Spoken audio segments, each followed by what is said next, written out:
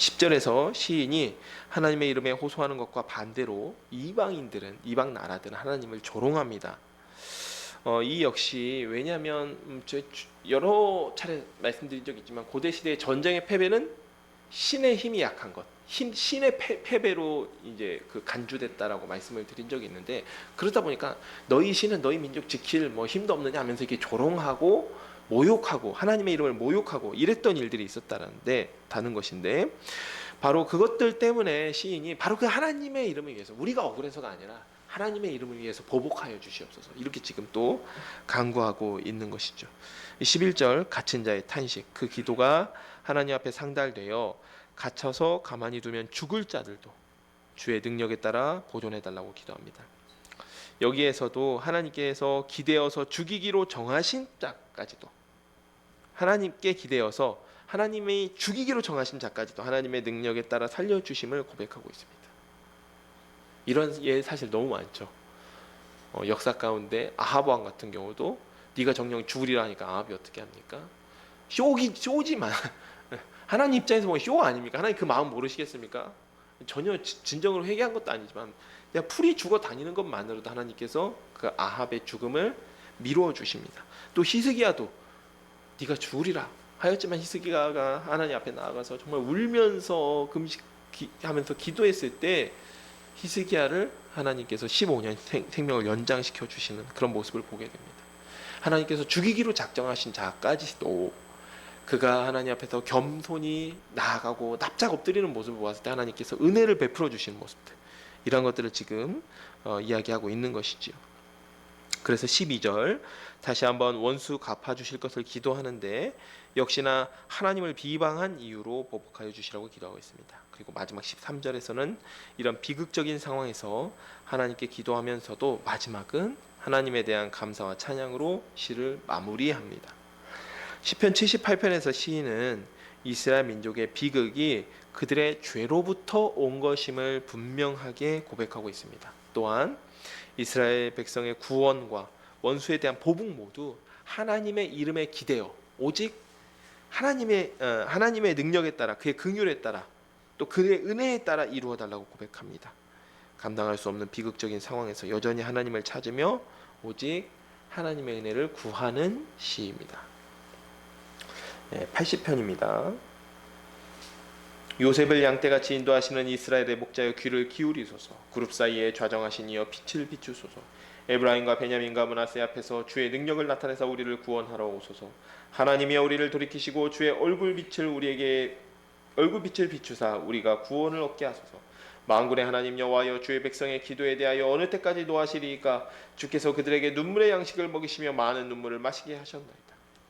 우리를 우리 이웃에게 다툼거리가 되게 하시니 우리 원수들이 서로 비웃나이다. 만군의 하나님이여 우리를 회복하여 주시고 우리 얼굴의 광채를 회복하여 주시고 주의 얼굴의 광채를 비추사 우리가 구원을 얻게 하소서. 주께서 한 포도나무를 애굽에서 가져다가 민족들을 쫓아내시고 그것을 심으셨나이다.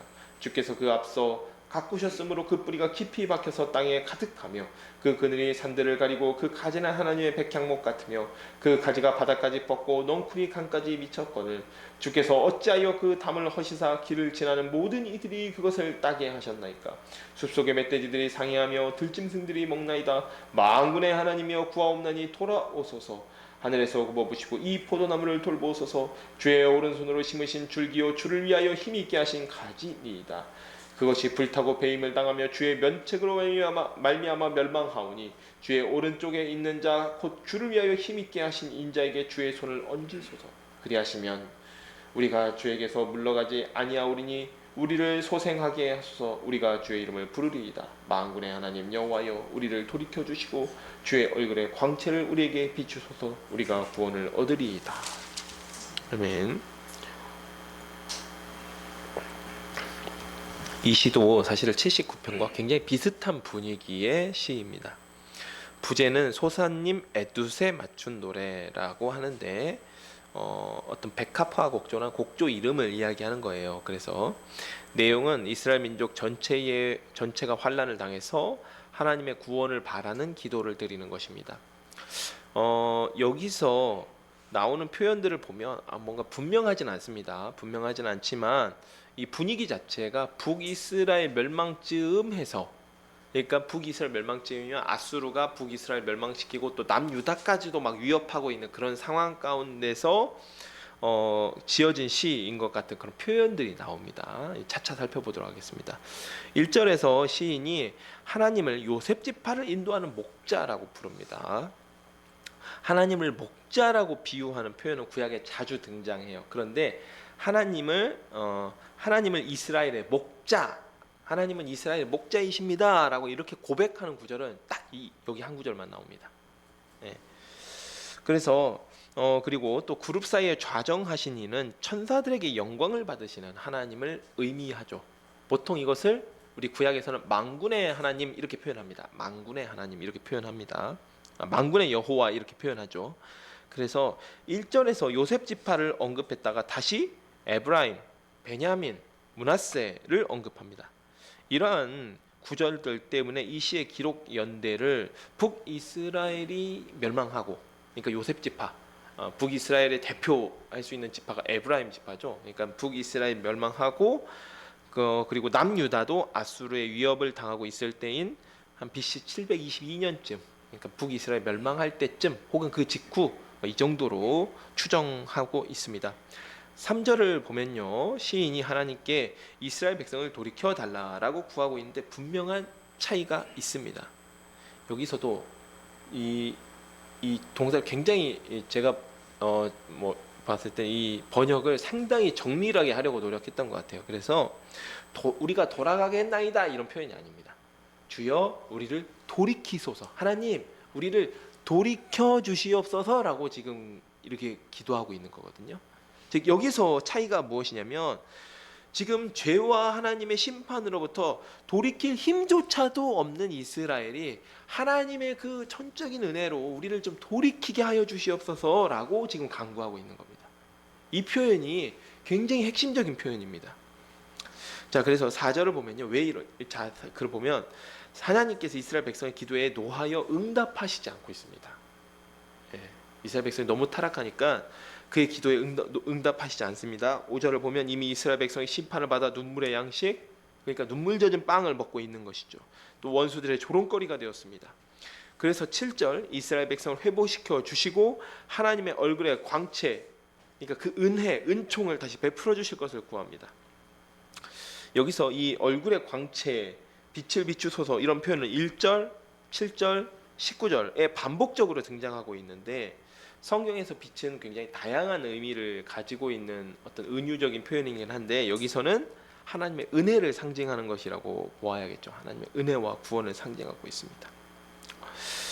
자, 그래서 8절에서 19절을 보면요, 여기서 이제 좀 다시 새로운 분위기로 전환이 되는데 과거에 이스라엘에게 베푸신 은혜와 사랑을 되새기는 것입니다. 과거의 은혜와 사랑을 되새기면서 다시금 하나님의 은혜 얻기를 간구하고 있습니다. 애굽에서 가져온 포도나무라는 비유로 이스라엘의 역사 가운데 역사하신 하나님의 은혜를 지금 말하고 있는 것이죠. 시인은 출애굽한 이스라엘을 애굽에서 가져온 포도나무로 비유합니다. 하나님께서 그 포도나무를 가나안 땅에 살던 민족들을 쫓아내시고 그들 대신 가나안 땅에 심으셨습니다. 하나님께서 가꾸셨기 때문에 포도나무 그늘이 산을 가리고 가지가 바다에 뻗고 강에 닿을 정도로 번성했습니다. 보통 이제 성경에서 또 바다 강 하면 강은 유프라테스 강, 바다는 지중해, 이렇게 지중해나 사해 이렇게 이제 상징하는 경우가 많은데 그만큼 이스라엘의 영향력, 그 번성함이 이 팔레스타인 땅 전체를 가득하게 채웠다라는 그런 이야기이죠. 하나님의 은혜가 충만하던 시기를 의미합니다. 그래서 12절 그러나 포도나무를 보호하던 담을 헐자. 왜 허셨겠습니까? 이스라엘 죄악 때문이죠. 이스라엘 부패 때문이고 이스라엘 하나님께 반역했기 때문입니다. 그러니까 그동안 자기들이 왜 이렇게 번성하였는지, 그 강에까지 바다에까지 그 영향력을 미칠 정도로 번성하였는지 이유를 몰랐던 겁니다. 자기들이 잘해서 그랬던 걸로 알고 있었던 것이죠. 그런데 하나님께서 그 보호하고 있던 담을 허시자 온갖 짐승들이 와서 포도나무를 상하게 합니다. 그러니까 여기서 담은 하나님의 은혜, 하나님께서 이스라엘을 보호하시던 그 은혜를 의미하는 것입니다. 14절에 과거를 회상한 시인이 그때를 기억하여 다시금 구원을 베풀어 주실 것을 구합니다. 하나님의 능력으로 심으신 포도나무인 이스라엘이 지금 16절에 불타고 배임을 당하였습니다. 주의 면책이라는 말은 이스라엘이 범죄하여 하나님의 책망을 받아 멸망했다는 의미입니다. 하나님의 책망을 의미해요. 하나님의 책망을 받아서 이스라엘, 특별히 여기서 이제 북이스라엘이 멸망했다라는 것이죠. 그래서 17절 다시금 구원해 주실 것을 간절히 구합니다. 주를 위하여 힘있게 하신 인자 했을 때 여기 이제 이 표현 때문에 많은 사람들이 이것을 주님의 우편에 앉아 있고 또 인자, 아 이거 예수님이구나 이렇게 해석하는 경우가 있어요. 근데 그걸 막 틀렸다라고 보기는 어렵지만 이제 여기는 이 표현에 좀 그 동질성이 있는데요. 어떤 의미냐면 여기 인자라는 표현은 사람의 아들이라는 표현이죠. 사람의 아들이라는 의미인데 여기 15절에 주를 위하여 힘있게 하신 가지, 이 가지에도 아들이라는 단어를 사용했습니다. 같은 단어를 사용했어요. 그러니까 가지에도 아들이라는 단어를 사용하고 인자에도 사람의 아들이라는 단어를 사용했습니다. 그래서 사실은 여기서 주의 우편에 있는 곧 주를 위하여 힘있게 하신 인자는 이스라엘을 의미한다라고 봐야 됩니다. 하나님께 책망을 받아서 지금 굉장히 고통을 당하고 있는 이 이스라엘에게 주의 손을 얹으소서 다시금 우리를 축복하여 주시고 우리에게 은혜를 내려 주시옵소서라고 지금 이렇게 구하는 겁니다. 인자라는 표현 자체가 이렇게 이거를 직접적으로 번역해 버리다 보니까 약간 오해가 있을 수 있는 표현이 된 것 같습니다. 네, 그래서 18절 은혜를 다시 한번 베풀어 주시며 다시 하나님에게서 물러나지 않고 하나님의 이름을 부르겠다라고 강구하고 있습니다. 19절은 하나님께서 이스라엘 돌이켜 달라는 것과 은혜의 빛 비춰 주시기를 구하는 것으로 마무리합니다. 이 시의 중심이 되는 개념은요, 하나님께 이스라엘을 돌이켜 달라고 구하는 것입니다. 79편처럼 이스라엘 민족이 당한 비극 앞에서 시인이 그것은 이스라엘의 죄 때문이다, 이스라엘이 하나님께 반역했기 때문이다 라는 것을 알고 있습니다. 그리고 과거에 하나님의 돌보심과 보호해 주시는 은혜를 기억하며 그때로 돌아가기를 지금 소원하고 있습니다. 여기서 핵심은 이스라엘이 스스로 하나님께 돌아가는 것이 아닙니다. 하나님께서 하나님의 전적인 은혜와 그 사랑, 그 능력에 힘입어 하나님께서 돌이키게 하시는 것입니다. 이는 시인의 정말 진실한 고백일 수 있습니다. 자기가 돌아가면 되지 뭘 돌이키라고 하냐라고 생각할 수도 있지만 사실 저희도 정말 깊은 절망에 빠졌을 때 어떠한 마음이 듭니까? 도대체 어디서부터 무엇이 잘못됐는지 무엇이겠다. 돌이키고 싶지만 무엇부터 해야 될지를 모르겠다. 너무너무 힘들고 절망적인 상황에서는 이런 마음이 들 때가 있습니다. 그때 이 시인처럼 하나님 제가 어떻게 해야 될지를 제가 돌아가고 싶지만 어떻게 해야 할 바도 모르겠습니다. 주의 은혜로 저를 돌이켜 주시옵소서라고 기도하는 것이죠. 이럴 때는 시편 80편의 시인처럼 구해야 됩니다. 하나님의 전적인 은혜와 능력으로 우리의 마음과 환경까지도 주장해 주셔서 돌이켜 달라고 구할 수 있어야 하는 것이죠. 사랑하는 샤론의 가족 여러분, 이 시간 79편과 80편 살펴보았습니다. 쓰여진 시기는 다를 수 있지만 많은 공통점을 가진 시입니다. 일단 이스라엘의 비극을 배경으로 하고 있다는 점, 그 민족적인 비극을 배경으로 하고 있다는 점이 공통점이라고 할 수 있습니다. 또한 시인들이 그들의 구원을 자신들의 뉘우침 혹은 회개 이런 데에 두고 있는 것이 아니라 하나님께 전적으로 의지하고 있다는 점에서 공통점이 있습니다. 79편에서는 하나님의 이름을 위하여 우리를 좀 구원해 주십시오라고, 우리가 뭐가 볼 것이 있어서가 아니라 우리가 진실되게 회개해서라기보다는 하나님의 이름을 위해서 저희를 구원해 주십시오라고 기도했고, 80편에서는 하나님께서 하나님의 전적인 능력으로 그 은혜로 우리를 돌이켜 주시옵소서라고 기도했습니다. 회개조차 우리의 능력과 깨달음, 의지가 아니라 하나님의 능력과 은혜를 전적으로 의지해야 함을 보여주는 것입니다. 이 시간 우리 샤론의 가족들이 이와 같기를 소망합니다. 우리는 그 어느 무엇도 우리를 의지하여 하나님 앞에 내어놓을 만한 것이 없습니다. 우리가 죄를 깨닫고 돌이키게 하시는 것조차 전적인 하나님의 은혜임을 기억해야 합니다. 우리가 하나님 앞에 죄인임을 고백할 때 하나님의 은혜는 더욱 깊어집니다. 우리가 하나님 앞에서 우리의 무능을 고백할 때 전능하신 하나님을 경험하게 됩니다. 이것이 성경이 증거하는 우리의 모습입니다. 우리 샤론의 가족들도 이처럼 하나님 앞에서 죄인된 우리의 본성을 고백하며 우리의 무능을 고백하는 것으로 전능하신 하나님의 그 풍성하신 충만하신 은혜를 경험하는 여러분이 되시기를 축복하겠습니다. 제가 기도하고 말씀 맺도록 하겠습니다. 하나님 아버지 참으로 감사드립니다. 오늘 시편 77, 79편과 80편 두 시를 살펴보았습니다. 주님, 이 두 시 가운데 시인은 자신들의 죄에서 돌이킨 자신들의 모습을 근거로 그것들을 이유로 하나님께 용서를 구하는 것이 아니라 하나님의 이름을 위하여서 자신들을 용서해 달라고 구하고 있습니다. 또한 하나님께서 자신들을 죄에서 돌이키게 해달라고 구하고 있습니다. 주님, 죄를 깨닫는 것조차 우리의 능력이나 우리의 지혜가 아님을 고백합니다. 우리는 전적으로 하나님 앞에 무능한 존재입니다. 주님, 오직 주의 은혜로 우리를 덮어 주시옵소서. 우리가 매일매일 주님 앞에 우리의 무능을 고백하며 성령님의 인도하심, 하나님의 전능하심을 고백하는 우리 샤론의 가족들이 되기를 소원합니다. 예수 그리스도의 이름으로 기도합니다. 아멘. 이 시간 54장 찬송하신 후에 주기도문으로 예배 마치도록 하겠습니다.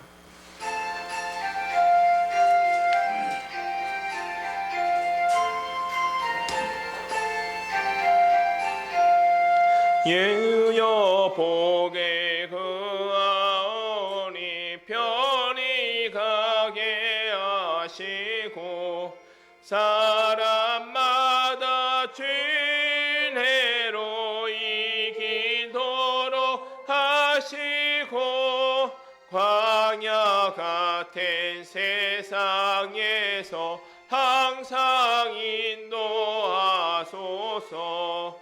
주의 복된 말씀 듣고 무한 감사합니다. 구원받은 주의 성도 열매 맺게 하시며 하나님이 우리 함께 항상 계시옵소서. 아멘. 하늘에 계신 우리 아버지여, 이름이 거룩히 여김을 받으시오며 나라가 임하시오며 뜻이 하늘에서 이루어진 것 같이 땅에서도 이루어지이다. 오늘 우리에게 일용할 양식을 주시옵고 우리가 우리에게 죄 지은 자를 사하여 준 것 같이 우리의 죄를 사하여 주시옵고 우리를 시험에 들게 하지 마시옵고 다만 악에서 구하시옵소서. 나라와 권세와 영광이 아버지께 영원히 있사옵나이다. 아멘.